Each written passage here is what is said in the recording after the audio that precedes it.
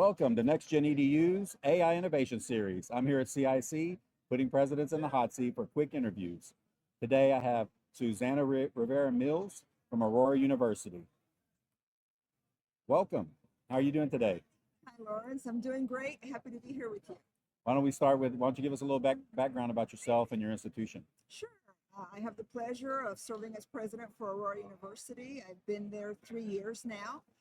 Most recently, I have served at large public institutions, so this is my first time at a private, and I absolutely love it. That's awesome.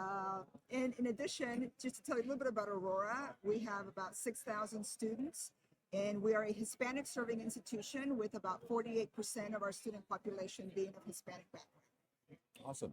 Well, we jump right into the present, maybe with the adoption of AI on campus, where are you seeing the biggest impact, both positive, but if you have a negative story, always take that too, Right.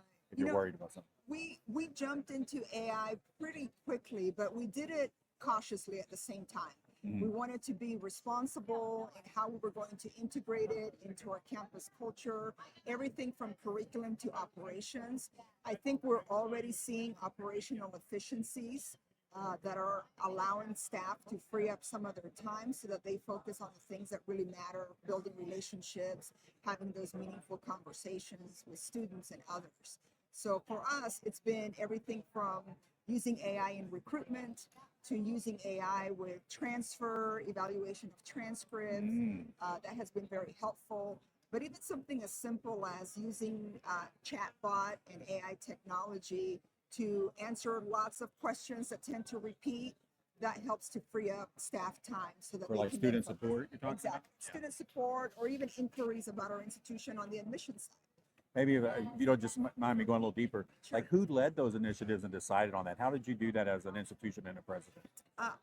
I believe very much in the idea of top-down support and bottom-up engagement, right? So we created some micro grants at the institutional level, nice. and then invited ideas and innovations from all units across campus, and then provided some small funds that would allow people to either purchase, the equipment or the tool that they needed, and pilot some of these programs with the idea that those that work could then be scaled up. Yeah. So thinking in the future, obviously where AI is advancing quickly, what if somebody's still on the fence and hasn't really taken the grasp of AI on their institution yet? What would be your advice to them? I think more than advice, my question would be why, right? Why are we resisting AI? What's driving that? Is it fear? Is it anxiety? Is it lack of knowledge or lack of resources? And then provide people an opportunity to start out by just exploring, piquing their curiosity, playing with some of the tools in a safe environment, and then providing additional education, support, training, whatever might be needed to then scale from there.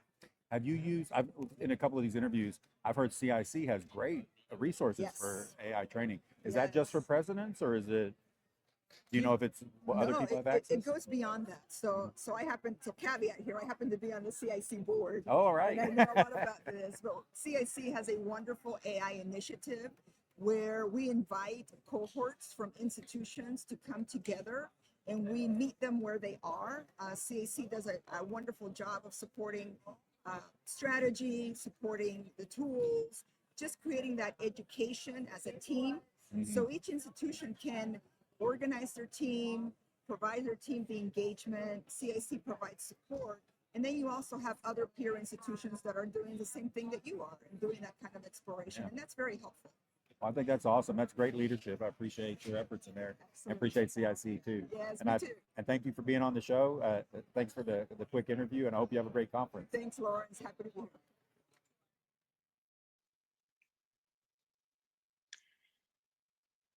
Thanks for joining us on AI Innovation, where we explore how AI is reshaping higher education with insight, integrity, and imagination.